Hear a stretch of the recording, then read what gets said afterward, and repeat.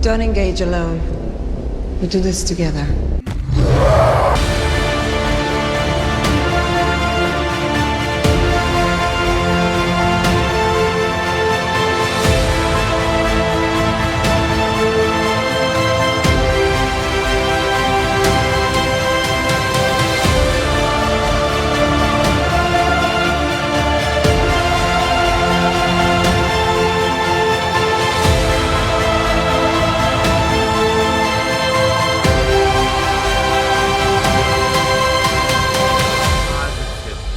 Yeah! Yeah! We got it! We got New it! 52 booklet. Somebody clip this. Welcome to SuperWonder Legacy. I am Jared. I am here with Britt. What's up, Britt? Hi. So today we are talking about misconceptions when it comes to our favorite power couple. So real quick, I'm going to share my screen. So we have here is a bunch of images that we're going to put on the screen, and then we each have little notes that we're going to talk about. So we're going to go through these and see what happens. So let me do this, share screen. Okay, slideshow. Wrong screen. Hang on real quick. Technical difficulties, folks. All right, here we go. All right. So let's get started. So our first one, I hear this one all the time, that when they're together, it leads to a loss of humanity for both of them. And I'm like, I blame Injustice for this. And what people always forget is that Injustice is an Elseworld story. So that wouldn't even result in if they were together in the comics and in the mainstream continuity. Right, but not only that, is that first, the backstories of both of them in that Injustice world is just totally messed up. I mean, Superman basically has Ultraman's backstory, the same, you have the Kents and everything, but he's like a bad seed in the first place. Mm-hmm. And he seems, codependent and everything like that. So that's number one. Number two, with Diana, her backstory seemed like they didn't have a backstory for her. So they basically just used the first movie, and with trying to have her so, again, codependent on Steve. Steve was a Nazi or a spy or something like that. He killed an Amazon, then she turned around and killed him, and she couldn't trust men. But how does she go from not trusting men to now wanting to, you know, uh, want Superman to bet her or whatever like that and take over the world? I don't know how that translated to her backstory to justify her actions. But yeah, it's not them together. It's pretty much other elements within that story, and it's a bizarro version of Kingdom Come too. Yeah, it's like, what happens if Superman was actually evil in Kingdom Come?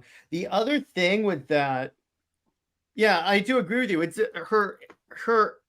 her origin in Injustice just doesn't work because, again, because what they retconned in is that she served on the JSA during World War II, or a war. The point is she served on the JSA. My problem is there's plenty of really good guys there that she would think, okay, wait a second, maybe men aren't all bad. Maybe I'm wrong to apply Steve's logic to everyone else. So there's no reason for her to be evil in this universe. Besides, I get the feeling that they needed a better explanation for why Superman turned evil. So like, let's throw our prime female superhero under the bus. Yeah, because you know that in Kingdom Come, Diana's the one who, brought him back to the light, that she, was his moral compass there. So, like I said, Injustice is bizarro version, the negative version. So now just flip it. is that she's the destruction. She's the devil on his shoulder. She is the one that, pushes him further into the darkness. And it's still her as a character. You just don't see her doing that. I mean, you can have Maxima in that role, you can have Cersei in that role, and it will make so much more sense. Yeah, 100%. It's just not with Diana, and it just didn't really sit well to me. The other thing, I'm glad you brought up Kingdom Come, because a lot of people bring up with the loss of humanity. They're like, well, she doesn't respect his human half because she always calls him Cal. And I'm like, first off, no, she doesn't. But second off, she literally starts Kingdom Come. She shows up and goes, hello, Clark. It was only until he corrected her and told her to call him Cal that she did so. So I'm like, you're not even going through this. Well, that just pretty much shows that a lot of the people who have these arguments first don't read the comics in the first place. And her calling him Cal started pre-crisis, and it was, uh, you know, it was something special to them. And before the post-crisis totally just wiped, Superman's unique um sense of self, and him just being Clark Kent is the real person, and Superman, Cal, Krypton or whatever is like just a dead world, and I have nothing to do with that. Her calling him Cal actually was very significant at that time, and it pretty much was still very significant in post crisis too, because she, first of all, she's the embodiment of truth. She has the lasso of truth. So, and he's, been wrapped in it a couple of times, whatever. So she knows his truth. So her calling him Cal obviously is his truth. He doesn't have a problem with it. And for her, especially with her so wanting to honor cultures, honor and celebrate, who you are, her calling him Cal is a very positive thing. Yeah.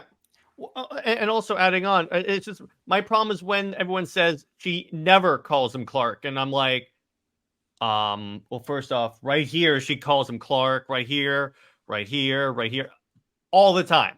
So that's really where I'm like, and these are people that are self-proclaimed experts on Superman. So I'm like, okay, you guys Honest, don't know what you're talking about. right. And honestly, to me, I mean, I can go either way with her calling him Clark or Cal. I, with the writings that I do, I switch back and forth. Mhm. But I sometimes, pretty much prefer Cal because it seems just more natural in a cultural sense. Uh, I view the characters just how they are in what they're supposed to stand for. And they're supposed to stand for, embracing culture.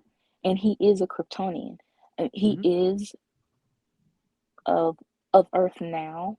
He was raised on Earth and everything, but first and foremost, you are a Kryptonian, and you are supposed to honor it, especially that your parents made that huge sacrifice for you. Yeah, and you walk around in a costume where on your chest is your family house. Right. I mean, that really just doesn't make sense to me when he uses the powers. Um, he wears the insignia and you know things like that. So why don't you want to honor that then? Why even make it seem like Krypton was just, it wasn't like just this soulless world. And that's why I pretty much like New 52, because they tried to flesh it out. And I love that they gave Laura more character. She was a general, Yeah, I love she that. was That a, was so you know, badass. yeah, I love that they really gave that world more, and they uh just gave it, this life that it needed, instead of just this, oh, the elder Kryptonians didn't listen, and it was just like this, world that, was lost and no emotions whatsoever, and that's it. And I really don't like that, because it made it seem like if you aren't American, if you aren't mortal, then you're bad. And that's something that, it, very xenophobic um subtext with DC is like Superman. He can't just be himself. He has to be basically bend over backwards, with his mind, and be like, I'm Clark first, or I'm with Lois because, she's the one that makes me human. And it's like, no, no one person makes you anything. Well, also, here's the thing, and this is going to be the 492nd time I bring up the Charles Soule run of Superman and Wonder Woman, because that's awesome. But there was this fantastic moment. I think it's in issue 3. So it's after Clark had completely bodied the God of the Sun. He's like hopped up and he's like shaking because he basically drank a bucket of adrenaline because of the sunlight. So Batman's trying to calm him down, and he goes, listen, Clark, there's a reason why I've always felt relatively comfortable working with you. It's because you see yourself as human. You were raised human. Up until a certain point in your life, you thought you were just human that happened to have the abilities. In fact, according to you, you are just a regular human being that happens to have these fantastical abilities. You will always see mankind as your home team. And that particular phrase exchange by Batman perfectly captures what we just said. Plus, also, here's the thing. The fact that, he needs to be with Lois, otherwise he loses humanity. What about the love and humanity he gets from Jonathan and Martha Kent? See, I think that argument they always put out for the Lois thing completely ignores the contribution that Jonathan and Martha Kent have given to Superman. Yeah, that's why Justice League 14, when he takes Diana to Smallville, Mm-hmm. he's like, this is why I'm Superman. This is who I am. Smallville made me. So he thinks of, there's other Smallvilles, out there, and that's what I'm trying to protect. And that just like, that's it. This Superman is supposed to be the man of the people, the man, champion of the oppressed. And that is diminished just for one character that really, to me, Lois doesn't give any contribution anymore, even Yeah. from I mean, a lot of the Lois fans bring up Action Comics 1 and say she's there from the beginning. But from the beginning, she was actually kind of like an antagonist. She hated Clark. She hated, she loved Superman, but hated Clark. And it's kind of like, okay, so this persona that is supposed to be loved by her, that's supposed to be the persona that makes him human, the Clark part, she hates it. She hated it. So, so now I know it's a lot of revisionism and trying to, well, it's pretty much that. If you want to quote or bring up, Action Comics 1 or a certain story, please say the right information within that story, within the context of that. Because a lot of times, we see a lot of people put out pages and panels, and it's out of context, or it's just fit their narrative. And that's what, Lois fans like to use is Superman. He's always trying to prop her up, as something so just grand, and that he's only Superman because of her. He, Yeah, that's not sitting well with me. yeah. I mean, if you talk about humanity, Clark and Diana go through a lot of things. I mean, they are the most human characters because, first of all, you have a refugee and an immigrant, and they're trying to navigate through the world, through, trying to find their place, because Clark, he doesn't belong to Krypton. Well, it's a dead world, but I mean, he doesn't actually know it completely. He can learn, but he doesn't. It's not there for him to actually be there, within it. In Earth, he was raised here, on Earth, but at the same time, he doesn't completely belong, you know, because he is an alien and he has to hide himself. He has to hide his true identity. Then with Diana, she's from an island, this secluded island. She wants to explore, learn new cultures, but not many understand her. If she were to say, I'm from an island of women, that's already something that will totally just have a, conversation of itself. And in her culture, trying to bring it to man's world. And then the stories that her mom and Hippolyta and her sisters told her about man's world. And then you have the gods too. You know, she's a demigod. So she doesn't exactly fit there too, because like Apollo or Strife, it kind of felt like, well, you're not all God, so you're still below us. Well, So yeah, the other thing, and whenever anyone says that it's been this way since the beginning, and I'm like, doesn't mean it's a good idea, because there's plenty of stuff that has existed since the golden age that is not a good idea. Plus the fact when they're like, oh, it's always been this way, and that's worked out swimmingly in terms of sales. right. No, yeah, just just because something has been there, or just because it's always been that way, that doesn't mean, yeah, that is a good thing. Sometimes, and we see it now with DC, they just keep things stagnant. They keep it at this just middle road type thing, because if you change certain things, especially with Superman fans and Wonder Woman fans, it's like change, they're very much anti-change. You Oh, know, which, to be clear, I was watching a podcast and they had this interesting explanation.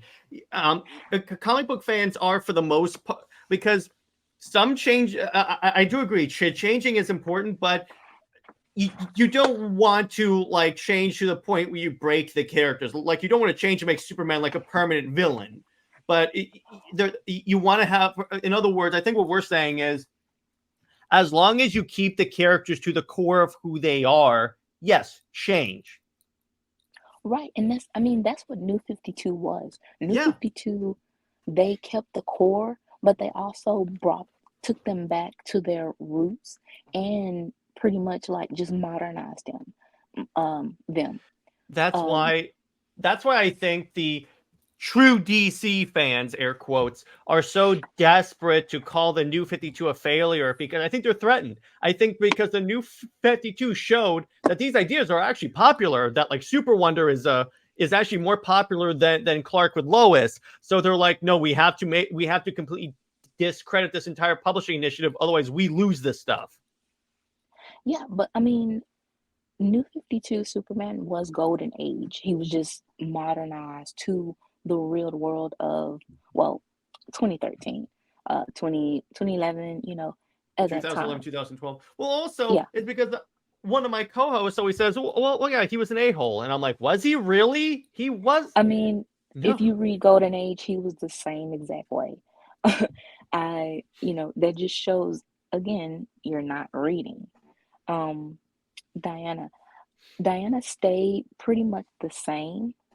They did, you know, kind of go to the warrior side, but I mean, it just depended on who was the writer. She was Mhm. very feisty, she was young, she was excited. Um, she wasn't too much sword happy, as, some want to say. She had the sword, but pretty much barely used it. Really, when you look, she really didn't use it. Maybe she had it in her hand, but she only used like the other. She didn't use the blade much. She used it the Um, most in Dark Side War, I think, in Amazovirus. But the other thing that they always bring up that one panel from Justice League when she goes, "There's a reason why I don't have a rogues gallery as extensive as you or Bruce. It's because when I deal with a problem, I deal with it." And I'm like, well, she has demonstrated that going back to her inception. I mean, remember, she killed Maxwell Lord because he was mind controlling Superman. And she did it without like regret, really. I don't think she ever regretted killing Maxwell Lord. She just regretted everything that came out after that. I mean, of course, she shouldn't regret that because it's kind of like this guy just admitted, under the lasso, he just admitted that if she doesn't kill him, he will have Superman just go berserk on the whole world. So she had no choice. And that's the thing. Diana, she does things where she knows, it's absolute, that she has no other choice to do it. And yeah, she is strong natured within that. Um, with the quote from Johns, I mean, first, he didn't really do anything with her rogues in the first place. So in her own book, she was dealing with the gods and dealing with like monsters. So Which was dope, by the way. right, so it's kind of like, yeah, she's dealing with them. I mean, if they need to be, and I mean, pretty much gods you can't really kill. So it Yeah, was they just kind of a reincarnate. I mean, how many times has Darkseid died? Yeah, so it's kind of like a contradictory statement, but it shouldn't really be taken serious because outside of that quote, she didn't do anything like that. She didn't kill. She just, if it was like in Soul's Run, I think that was issue 4. She kills I guess it was a dinosaur or something on the Oh, island. oh yeah, it was a creature that like broke out of that vault on Themyscira. I think she even just knocked it out, and then well, actually, she No, stabbed it in the head. So she yeah, she she did kill stabbed it. it. Right, but that's something that should be killed though. I mean, Yeah, it's a you monster. What are you gonna right, do? It's like when they right, always complain about Batman killing, and I'm like, do you have any idea how many parademons the man has murdered? right. I mean, if it was, but look, the battle that she did right afterwards. She didn't stab Zod or anything like that. She just burnt Feora's face. Which I love. That was so badass. She really just knocked them out. She didn't really use the sword in that sense of ready to kill them at all. Yeah, Um, and but by that moment, I've said this many times about the New 52 that it, in conjunction with the Snyderverse, helped me like take these characters seriously. That this series also, because again, I thought Superman and Wonder Woman were like kind of like, okay, fine, because again, at the time I wasn't reading. Then when I read that series, and first off, the Apollo getting punched through a volcano, going, "You don't know that much about me, do you?" And that, I was like, oh, these characters are kick ass. Yeah, I mean, you can really do a lot with um, their worlds together, and it will be something epic. When they are dealing with their own worlds, it's kind of like it's predictable, Mhm. and you pretty much know what's going to happen. But when they, put them all together, and you do have this sun god, literal sun god, and then this god, this alien that is a god in his own right, and he's, like a second sun god.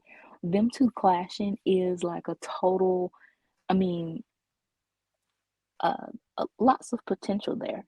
Um, and then with Diana, with dealing with Zod or any of Superman's rogues, is like she is as she said in the first issue. She's like, he's so strong, but he needs to be trained. He needs to know how to fight because if he doesn't have his powers, it's kind of like, so what are you gonna do? And sometimes, there is, I think there was some stories where Superman lost his powers, and it's kind of like he seemed helpless, It you was know. in And that series. again, it was in the Brian Reed part of this series, and that's why I'm like, okay, I get him going through like a temporary bout of depression and all that stuff because it has to do with like some part of his identity. But at a certain point, it'd be like, okay, first off, he could try and help in other ways. Like what it wasn't Brian Reed, it was Tomasi. What he could have done, actually, what I would have done is had him like hang out like the Hall of Justice, be like a coordinator, essentially be like Oracle until his powers come back for the Justice League. And you didn't have to have him sitting around being a depressed a-hole. I mean, pretty much Tomasi with I guess with the perspective of with the research of doing this topic, it was, yeah, Tomasi was very much ingrained in the post-crisis attitude. And so Superman's the way he wrote New 52 was very much how post-crisis was. He was a whiner. He was, when things didn't go his way, when, he sulked. He kind of gave up too easily. And that's something that New 52 would never do. He may have may worry or something like that, but he keeps going. Well, the other thing is wait a second. Here's why it's not even like consistent with the series. You're telling me he couldn't have gone to his girlfriend and say, "Hey, can you have your brother shoot me with sunlight again and like supercharge me?" Yeah. When for Final Days, when Tomasi did that, Diana was like, okay, we can go to the gods and basically like, heal you and contrive very, he just gave up. I'm like, yeah, wait a second. You don't want to die. Your girlfriend has access to stuff that's beyond even Kryptonian science. I'm pretty sure you could figure something out. And fun fact, in the New Direction verse that Jay Heat and I are doing, which is basically What If He Never Died, that's what we did. She goes to the gods and they heal him. Right. But this also ties to humanity because he died, they had to accept the death, and it wasn't an easy fix. And especially with Diana, she understood that loss, and you can feel her pain as, the unpublished or published issues, issue 31 and 32, or was it 30 and 31? I think it was one of those. And by the way, it's included in the Volume 5 trade. Yeah, and I think those are actually placed before issue 28. But she says the man I love is dying, and you see her going through this, roller coaster of emotions. And honestly, you can see that emotion far more than the post-crisis death of Superman with Lois, because you can really feel that you don't really see Diana like this. Even with Steve dying. I mean, Steve dying is kind of like, yeah, that's what he does. Yeah, exactly. Many times. Yeah, but when you have her, Diana, seeing Clark in this position, especially when she felt that he was strong, that yeah, he didn't tell her because he was scared. That really made them quote unquote human. And but with Lois, you I saw a tweet saying that with the animated movies, they had to basically change the relationship to make that, Superman more human so he can die. But honestly, you don't really feel, I mean, first of all, Tomasi used the same dialogue that Diana that he said to Diana in Final Days. That's number one.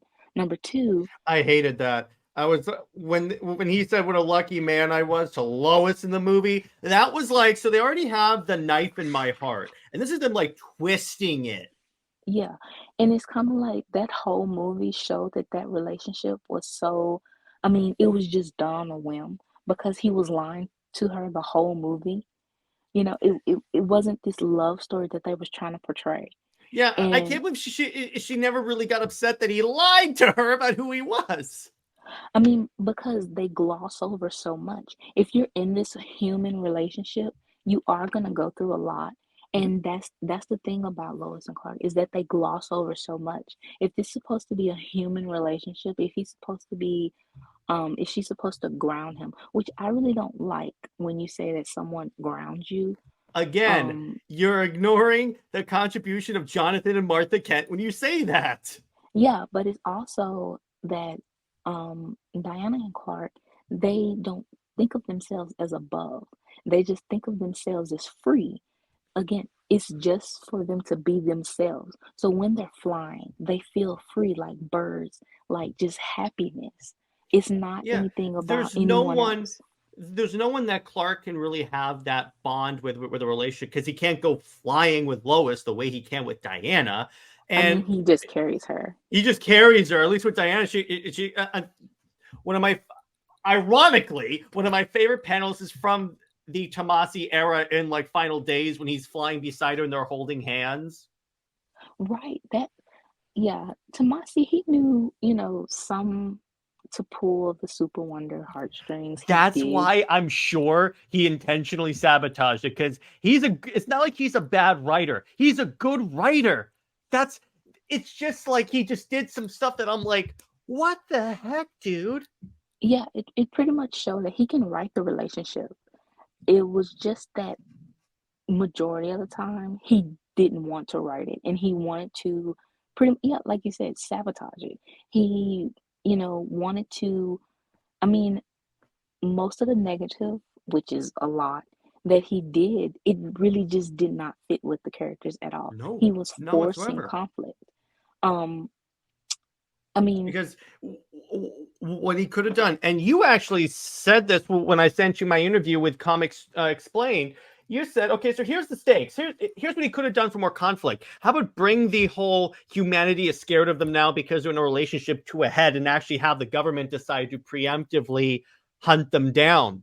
That would have been a fantastic way to show because that way you put a little bit it would kind of be like it is in your actual story Special Bonds has to choose the Clark in the beginning makes a choice that to choose between Diana and like the world and it all goes to hell.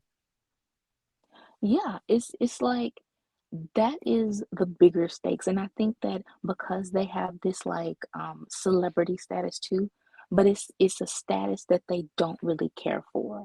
It's like Yeah. they are labeled as gods, they are labeled as celebrities, but this is not who they see themselves as.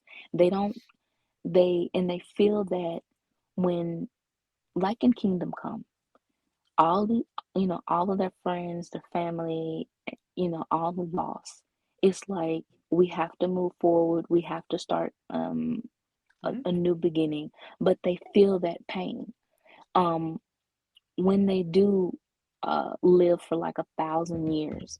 It's like you I think that was in a JSA 22 Mhm. when Alice Ross shows the 1,000 years, and Mhm. they are going through life and they're seeing the how the world evolves in a sense of everything's dying.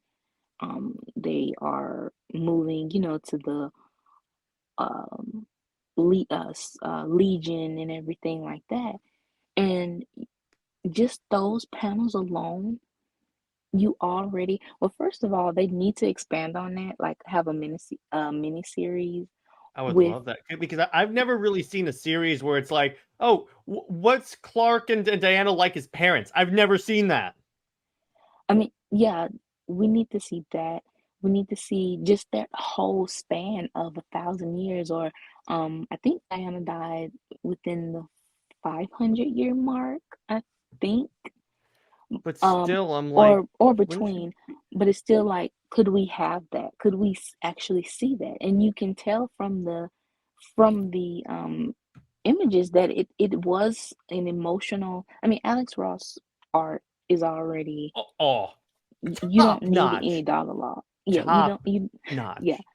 you don't need dialogue. Which So the other thing I wanted to bring up, by the way, is that and this is a line that I read in a fanfic, as a matter of fact. I don't think it was yours. It may have been, but actually, I don't think it was. But anyway, so it's like Clark and Diana, they're married. It's like his 1,000th birthday or something like that because he's immortal. And then she says, and this is a fantastic line, "To till death do us part," takes on a whole different meaning when you're immortal. Yeah. And I'm like, that is awesome. That is true. I mean, it is something that these two, but they still remain the same. Yeah. You know, even they ascend to, I have written where they go 1,000 years and Mm-hmm. they have ascended to godhood, Mm-hmm. but they still have this sense of we're going down and we're going to be with the people, we're going to um live how we've always lived. They've of course evolved and changed within the time, but they've, you know, it's just their own evolution, but it's not in the sense of how people want to interpret it, as in they want to see each other, or see themselves as above. Um, just Well, like immortal Wonder Woman. I mhm. mean, she until I love that when she says that they fought until basically like the end, and they remain the same, that this world is what they loved, and they protected it until it was time for it to be destroyed. And And that's what they especially would when do.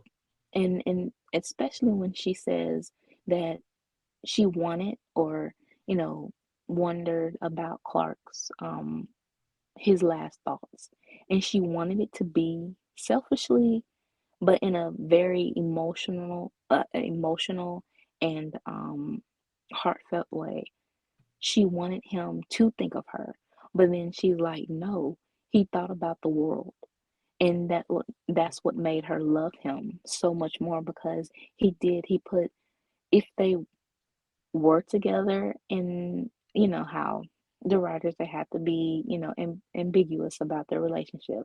If they were together, it was always that the world came first for them, and that's what made their love even stronger, because they both had share that.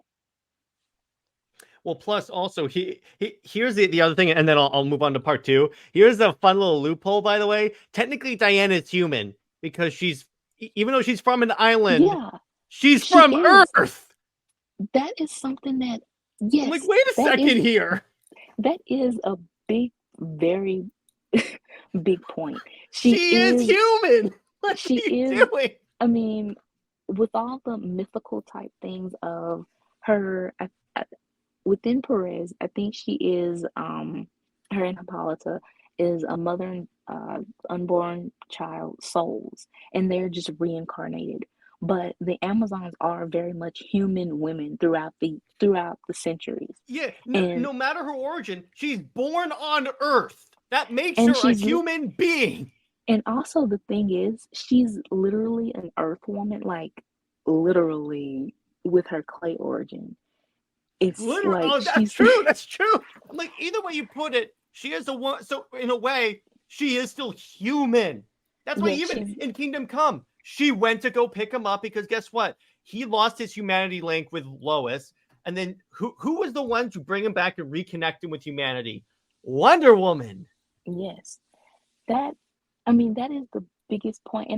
And I've seen arguments, they just want to reduce her to this goddess. And because she's from an island, and they just think of the Amazons as just these mythical, um, you know, like they're on another planet. And it's like, no, they are on Earth.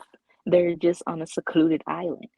And I mean, for her to be, I mean, that's why she is an immigrant.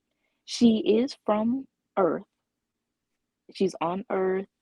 She's just on an island.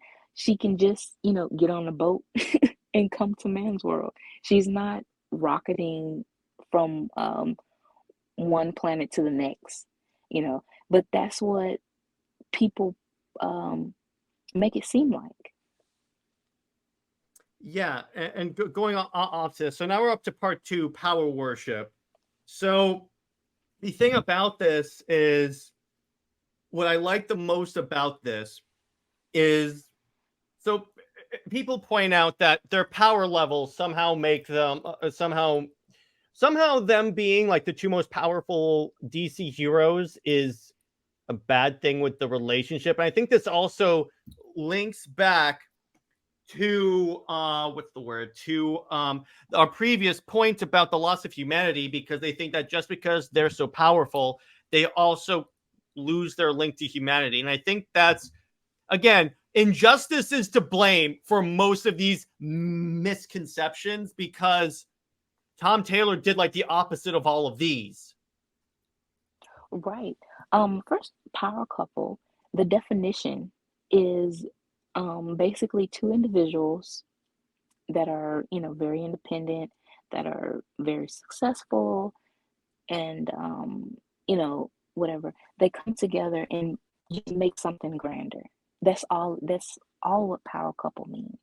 And you hear that a lot, you know, a lot of general, couples, they call themselves a power couple. Celebrities, Jay-Z and Beyonce, they That's call a good themselves. thing. The last time the last thing I knew, being called a power couple was a good thing. Right.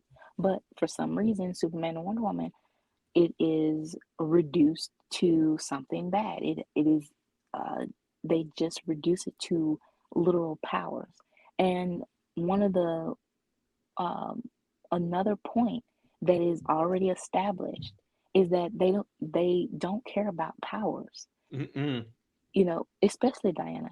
Diana does not care. She says it multiple times in multiple issues. She loves Clark's humbleness. She loves that he's just this good man. And, despite his powers, I mean, he is basically like the antithesis of what Amazons perceive men of There you go. power. And it's kind of funny with the Wonder Bat people. Bruce is literally what they tell people men are. Yeah, Rucka. He wanted Diana to be romantically linked to Bruce because he wanted her to rebel against Hippolyta, like basically like this teenage girl, going through this I want to rebel against my mom phase. So you're basically saying that this is bad. That this is, you know, that this goes against the Amazons. That basically Batman uh is the very type of man that they fight against, that they are against. But you want Diana to be romantically linked to that. I Yeah, that doesn't really make sense to me. It doesn't. That's the correct thing. So number 3, quarterback, head cheerleader, or king queen like syndrome. So what do you mean by this So point? so here, Bruce Timm, Oh, here we go. he didn't want to pair Superman and Wonder Woman together because first they didn't know what to do with Diana because They clearly they didn't. they I think Kevin Conroy actually said her character is one dimensional and Oh like God. Harley Quinn is better. Um so Bruce Timm, he didn't know what to do with her. He was like, there's different interpretations of her. It was Perez, Linda Carter, and her original Marston version. So they didn't know which one basically to take from. So obviously we see she is very mean. She isn't really about sisterhood. She just a total different character. She's very snobbish like. She's just this uh princess. Like they really thought of her as this stereotypical princess. And of course she'll go for this Bad boy. billionaire playboy bad boy. And So you want and Bruce Tim he called Superman the quarterback and Diana will be the cheerleader. It's like, but you did make her a cheerleader for Batman. Um and Clark, I mean, if you go with the characters, he did play sports, football. I think he was the quarterback in Smallville. Which is just hilarious. Superman playing football. Right. But I mean, he would also be in journalism. Mhm. He will also be in science. You know, he will be like this, not so much as a nerd, like, how they make him seem like, but he would be still this humble guy. And Diana, she definitely wouldn't be a cheerleader. I mean, if anything, if she is into like dancing or anything, maybe she would, in a sense of more like competitive. Mhm. But honestly, Diana would be out there on the football field with Clark. If you want to Well, be yeah. honest. Plus, here's another reason why the quarterback head cheerleader king queen thing doesn't even work. Because here's the thing: most writers have written the Justice League so Batman's the leader, so Batman's the quarterback. Right. So, it's a lot of double standards and contradictory, notions with you putting other ships, their what they're actually guilty of. You're putting it on Superman and Wonder Woman ship. And it's kind of like, no, we have actual pretty much evidence in the sense of whether it is animation, whether it is mostly the source material of comics that, we can easily debunk this, but we sure can, pull up panels and pages of, no, your ship is like that. 100%. Next up, Diana as just Superman's girl, which first off, that just reduces Diana as a character. So I'm just going to start off with that. I hate when people say that. And second up, when the ship has been used in examples like in the Charles Soule run or even in Kingdom Come or any of the examples, she's not just Clark's girlfriend. She's just Wonder Woman that happens to interact with Superman's world or Clark in her world. And that's what was great about the new 52, because they showed up in each other's world, but also had other adventures independently of each other. Right. I mean, with it goes back to the power worship point Mm-hmm. when the whole thing about power couple and how they are equals. That is what Diana is. She was created to be his equal. She was created to challenge him. Um, Lois has been called the trophy wife. She has been called I mean, her that Lois fans like to refer back to, her comic series from the 60s was Superman's girlfriend, Lois Lane. She will She is always very, be known as Superman's girlfriend/wife, no matter what DC tries to do, because that's her claim to fame. That's why she stuck around for so long. yeah. Um, I mean, like I said, within the golden age part, she was more like an antagonist before she was a love interest. Well, for Clark, it that's all that she is. So yeah, like I said before, the um what other ships are guilty of, they want to put it on Superman and Wonder Woman. But again, when you call them power couple, when you read the stories, they're very much equal. They're and I mean their whole dynamic is about equality, is about, you know, challenging each other and respecting each other. So, you know, when you when I see these misconceptions, it's just like, where are you getting this from? Yeah, well, all of these, I'm like, well, that's just based on false. Particularly this one, they're too different or too similar. Which, first off, they are very different because, as I've always said, Superman is less willing to take a life in the comics than Wonder Woman is. Again, refer back to like refer back to like the the part where she killed Maxwell Lord and Superman actually acted very irrationally in my mind, but that's another story for another time. Or like that new 52 panel written by Jeff Johns, and he has a version to that. Then going back to what we were talking about before we started recording, it's like the entire first volume of Superman Wonder Woman is them having a sort of conflict when it comes to like having a secret identity, keeping secrets from the world, but also being honest about who they are. Yeah, that's the thing. When you're in a relationship, you have a give and take. You learn from each other, you teach each other, you just give each other a different perspective. They have so much, they do have things in common, and they do have things different. I mean, first and foremost, they're from a total different background, total different way of learning and everything like that. So, at a point you have to take that into consideration. It's a cultural thing.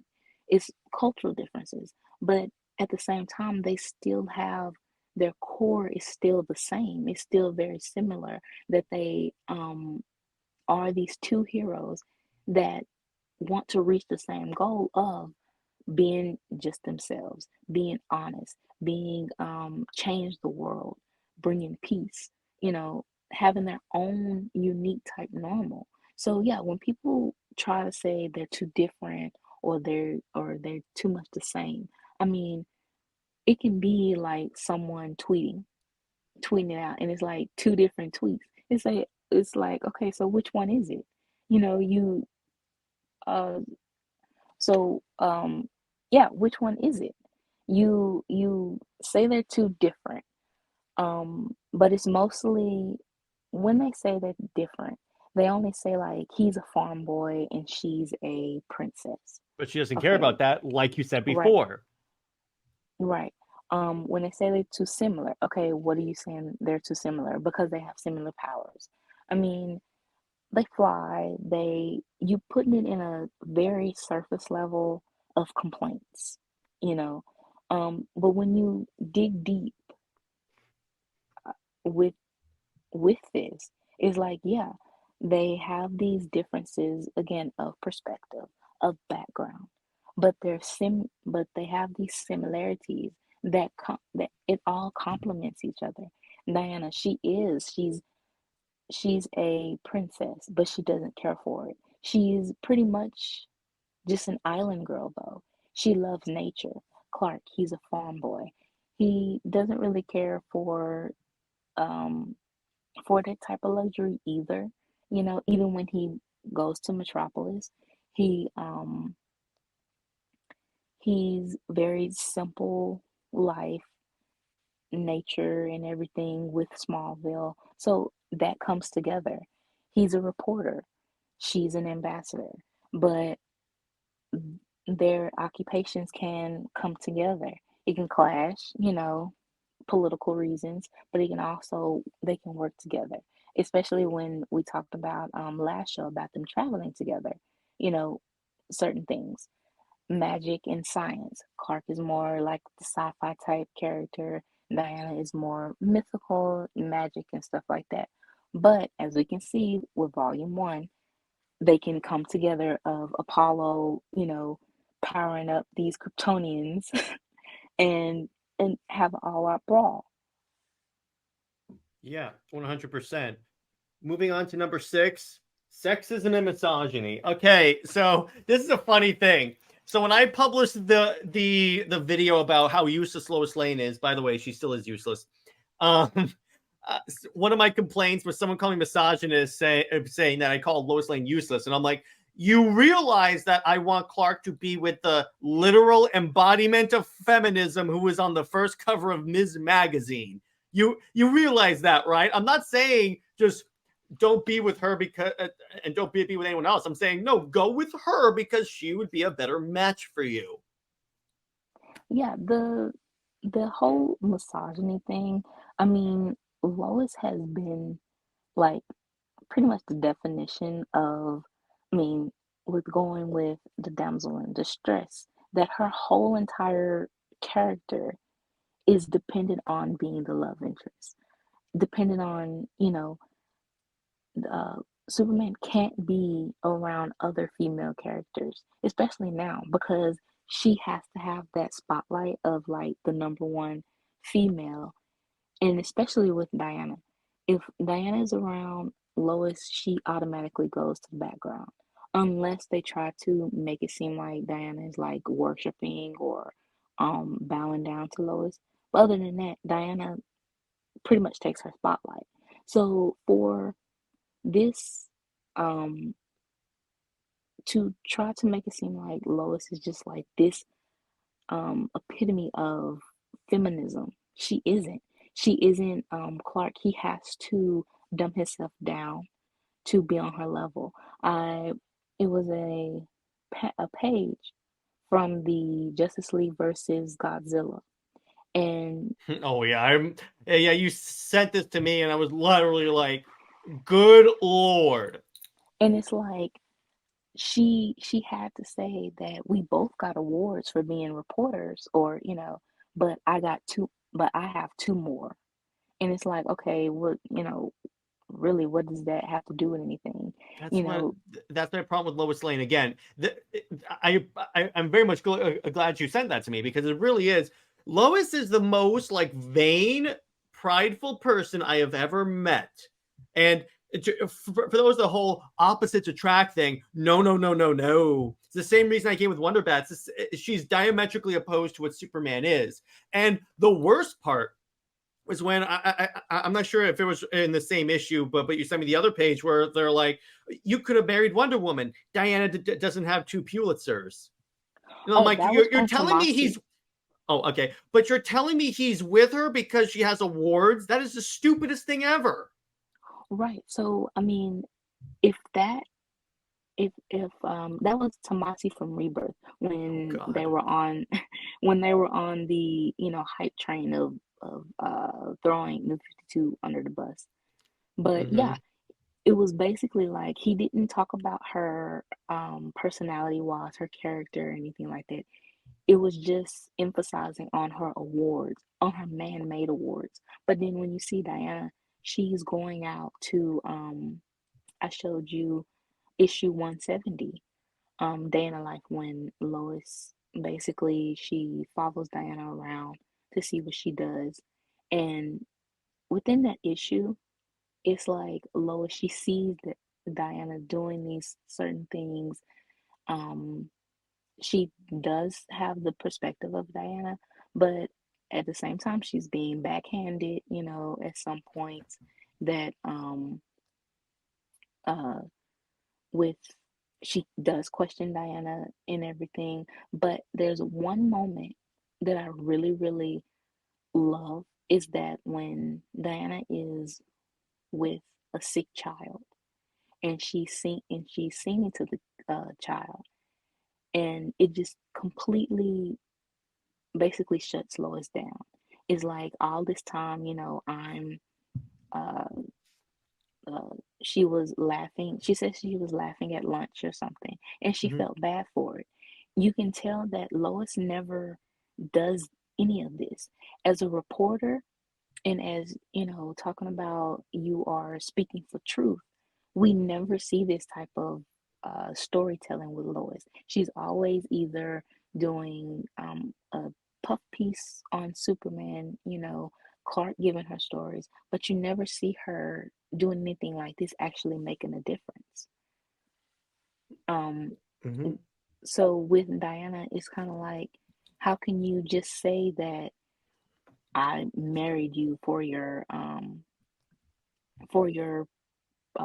man-made awards, but Diana is actually trying to save lives, or she's with children. I mean, this is a point for later, but that makes Clark seem so shallow. Exactly. I was about to say, it's kind of funny. Wonder Bat and Clois make both of these characters look extremely shallow. Yeah.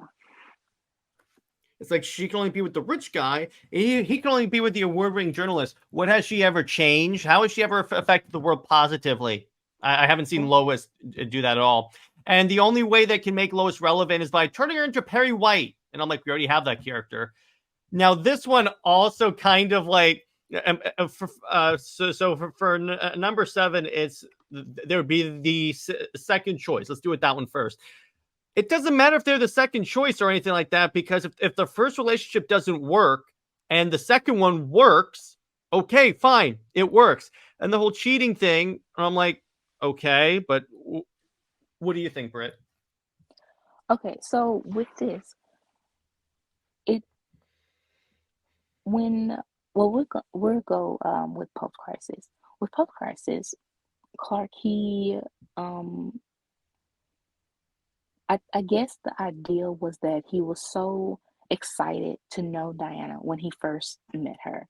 It was like this woman is basically the same as me. She, um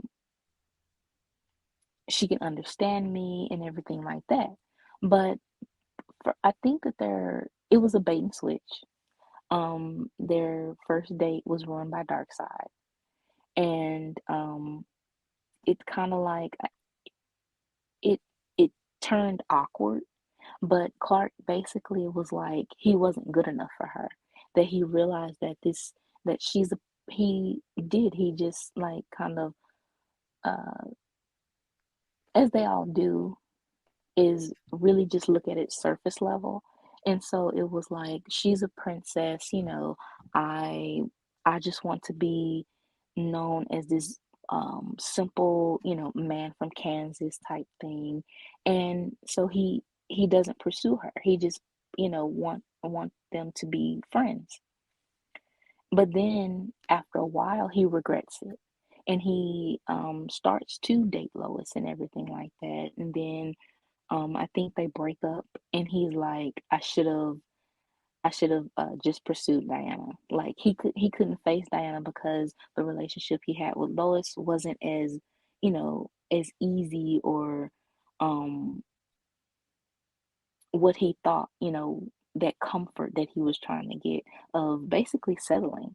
You know that you really want Diana, but you're trying to um fulfill this I'm only human. I'm just from Kansas. So I'll go with Lois because she does just call him Smallville. And I guess that's something that she called him that in a very um backhanded, very, you know, um it was mean. She just thought of him Yeah. as like this, you know, but now they want to turn it into a endearment. Plus the And fact, remember, she never showed any interest in Clark. She only showed interest in Superman. yeah, golden age and everything like that. She hated Clark. Lois pretty much did not want anything to do with Clark Kent. Of course, they changed it, especially within the 90s. They changed it because they wanted them to get married. So, I mean, it's Yeah. still shallow. It's still that, but yeah, they changed her character to finally like Clark, but she still called him Smallville in a very condescending type way. So the trying to make that in an endearment, I still don't buy that at all. So yeah, he had these moments of thinking of I should have pursued Diana. Even he had a therapist and she brought up his feelings for her and he got mad about it. And it's kind of like, yeah, um, even Diana, she brought it up too, and to Lois, and she was like, "Well, I was young, we weren't ready. We do have regrets, but we moved on and just became friends. But you can have that sense of they are they basically are each other's one that got away, and at times you can see that they do wish that they could have had, what could have been."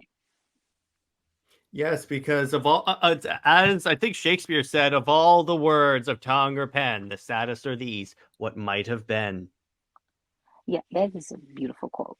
Yes, thank you. Um, she with Diana, she was, I think she was 18. Hmm. No. or The um equivalent of 18, because again, Wonder Woman is like immortal. well, that's one thing that I don't really I don't like to acknowledge that. I know the 1,000 years. I would rather that um um like the mascara has different time, like Hmm. time moves different there. I can see that, but I prefer for Diana to be born like modern day. Okay. So if she's 18, she is literally 18. Well, the point is, Um, even if she's like thousand, let's say she's like 1,500 years old when she comes, she still has the mentality of an 18-year-old when she shows up in America. yeah, and that's the part of the mascara time difference. But I I just want to, have things that's less complicated. Um, And yes, Lord knows if there's one thing DC knows how to do with Wonder Woman, it's overly complicate stuff. yeah. So just being that young, she didn't understand her feelings at all. This was her first time trying to feel what romance is. She was very fascinated by Clark, and Clark did disappoint her because he post crisis Clark was like the keeper of the status quo. He was like, "This is how it is." Even though this is he was supposed to be a character of change. Post crisis changed him to be the character that made sure that things stayed the same. And it was kind of like, no, this isn't, what it should be. So Diana was very disappointed to know that, you know, he was like that. Of course, his character did change over time, but he still was that early, post crisis version of kind of like very preachy, very, just how Rebirth was, very obnoxious type. That's Yeah. basically how it was. Until again, Diana, she always give him a different perspective for a different type of, you know, um, character. You know, Lois, she's the one that keeps him. You say keep them grounded. Yeah, it keeps them grounded in a sense of stagnation, of just settling, you know, just this middle road, um, middling type attitude. Now, the other thing that I wanted to bring up is that you also sent me an article by an actual relationship expert about why Superman and Wonder Woman works. Yeah, the the expert actually was contacted by DC in 2012 when they were doing the rollout for the new 52 relationship. And so part of the article she wrote, it was about them, their compatibility, about how um, how they are from different worlds, but they're in their whole backgrounds and everything like that. But they have these shared these shared goals, and some shared views that work together. And it's just kind of like, okay, you have this actual relationship expert. This woman has a PhD, and you're telling me that She doesn't know what she's also, talking about. yeah, and the fact that DC asked her for like her analysis for this relationship, and she said that it's the perfect relationship, and Yeah. you somehow fumbled it. Well, we all know if DC is well known for something, it's fumbling the ball. That's 100. I mean, That's DC's little motto. DC, we fumble good ideas. you the honestly, Superman and Wonder Woman is a very complex. It's complex with the idea because you have to. They are two main characters. They are, and you have to make sure. that they are equals, you know. And that's something that Tomasi, he even complained about. It was that it was difficult, um, especially with Diana demanding the spotlight. It's like, well, duh, she is, the female character and she's a main character. She's not like Lois where you can put her in the background. Maybe jump the shark with her, like how she did the held bat suit. Oh But god, that was the stupidest thing in the world. yeah, but basically Lois pretty much took a back seat in Rebirth. She, um, she was baking pies. She was like a glorified housewife. Um, Yeah, which to a degree, there is a place for that, but the thing is that when you have someone that, oh no, because when you think about it, Superman and Wonder Woman dating is kind of like it's kind of the good part of dating a coworker because you can commute. You're always spending time together. In fact, that was one of the moments in Superman and Wonder Woman where he goes, gotta go deal with a hurricane. You want to come with me? Because I mean, I know it's working, but at least we'll be together. yeah, because and they can actually do. I mean, you don't want to do everything with your partner. You Well, have to yeah. have you have to have your own thing at some point. But these, but this type of level of basically having them as work spouses, Lois and Clark, um, they are reporters. They're this office romance, and it's kind of like that is so back in the 50s that Hmm. office, I mean, we do have shows and movies that kind of gear away from that. They gear away from those type of concepts because it's so, I'm not saying that old school is bad, but it's just so predictable and it's so like it's nothing new. It's it's something that, okay, so what's so special about it?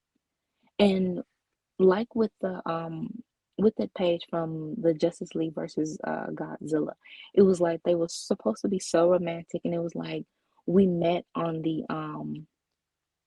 helipad. It's like, wow, you're trying to make this seem so romantic, so uh epic, but all they did was just met on the top of a roof. That's it. But Yeah, with and let's talk about all of our awards we have. What? right, I mean that goes with the whole shallow part. It's like the awards, the working as reporters, the working at the um same building.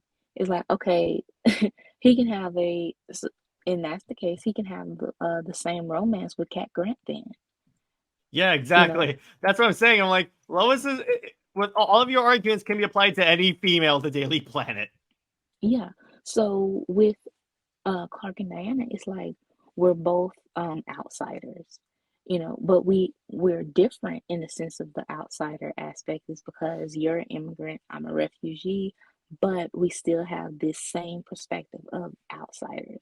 We are selflessly putting our lives on the line every day as heroes. We are trying to change the world together, trying to bring peace.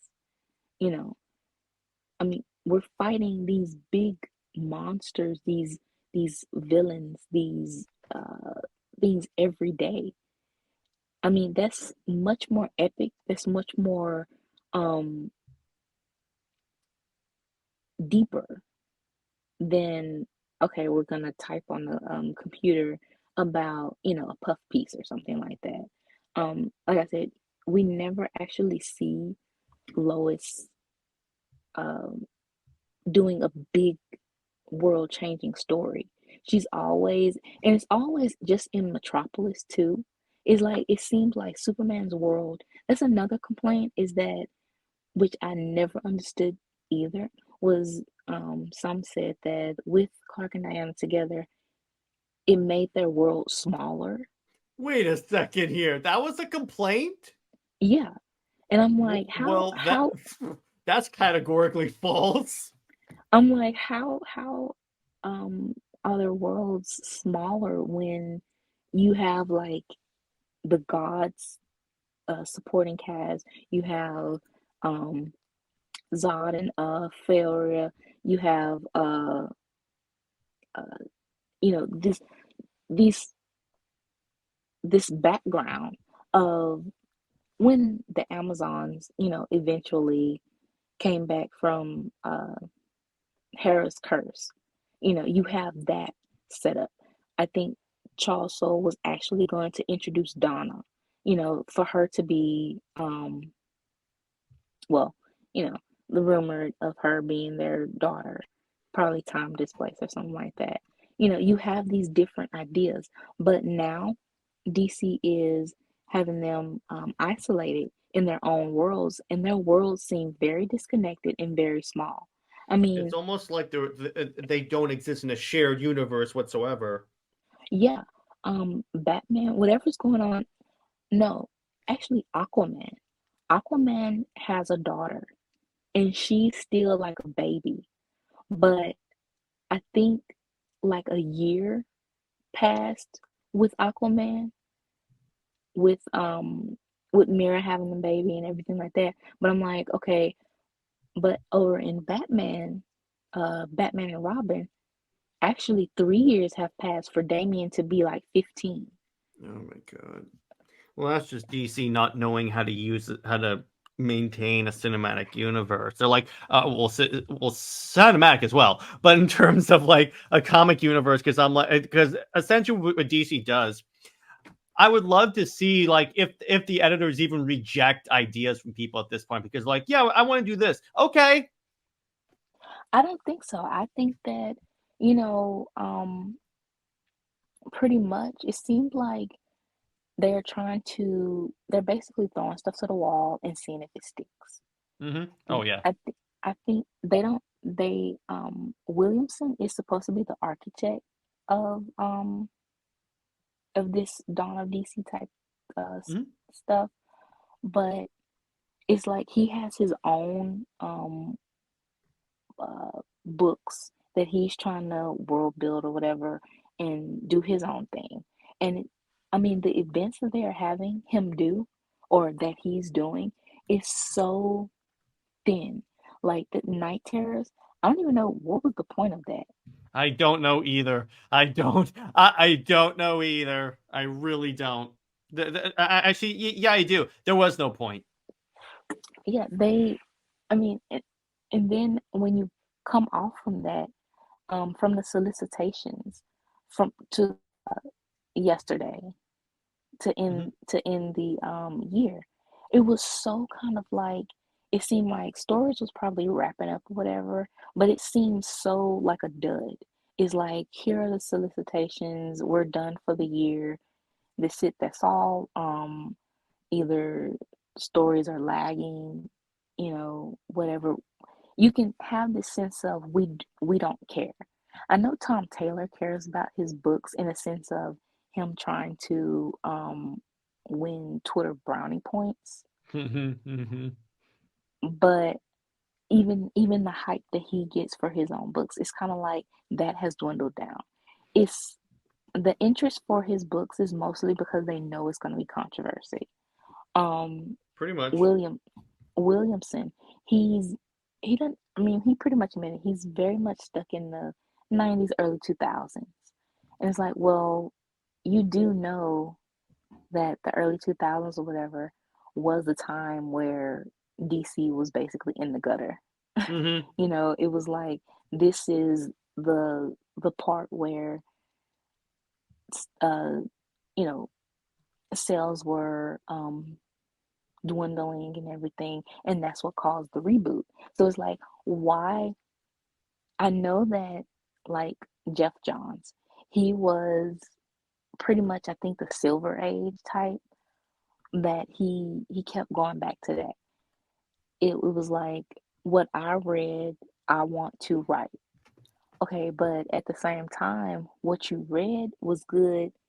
Well, it was good and bad at that time, but now in modern time, it's probably gonna be bad, and it's not gonna, have the same result. Doesn't So that's translate anymore. right. So that's the same thing of how DC even did Rebirth. Rebirth was basically like a nostalgia trip, and it It didn't um work. That's what I'm it didn't saying. work. The problem with DC, and again, astounded how the movies mirror this. When you go too heavily into nostalgia, it's not going to work because you're significantly limiting your audience when you do that. I mean, the deal he basically um um admitted that Rebirth was kind of like he regretted some of the things in Rebirth. Um, and it's kind of like, well, yeah, because you only had this one goal of his 5G plan, and that didn't work. I mean, I don't know why you thought that would work anyway, because the because the newer the legacy characters, they they have a place, but it's not as big as the originals. You The thing can't. about DC is that you can't, arguably, you still can't with Marvel, but with DC specifically, you can't just swap out the Trinity and the Justice Leaguers and expect it to sell well. Yeah, and that is what they're trying to do now with the Titans, especially with Nightwing. It's like they can work as side characters, but they can't hold the main line. And you know, with New 52, Yeah, they you had definitely can't. Hmm? with New 52, they kept old the older characters, but made them young again. Because I mean, that's pretty much what everybody knows. You just have to um I mean, honestly, just use the multiverse. Just, open up to where the older characters can be the new 52 versions. If you want the rebirth post crisis, older them to be older and basically retirement age, you can have that.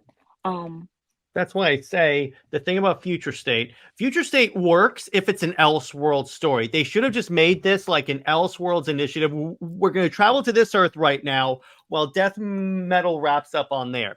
And we're going to explore stuff here. That's what they should have done. Because, again, DC invented the multiverse and they don't use it. Which is why, again, it's like when Doomsday Clock happened. And at the end, they firmly established that Earth 52 is the new 52 Earth. I'm like, thank you. At least it exists. I think the reason why they don't want the multiverse is because, first of all, I mean, they're too um they make things complicated, like I said earlier, and they just don't have the creative teams that could tackle it. They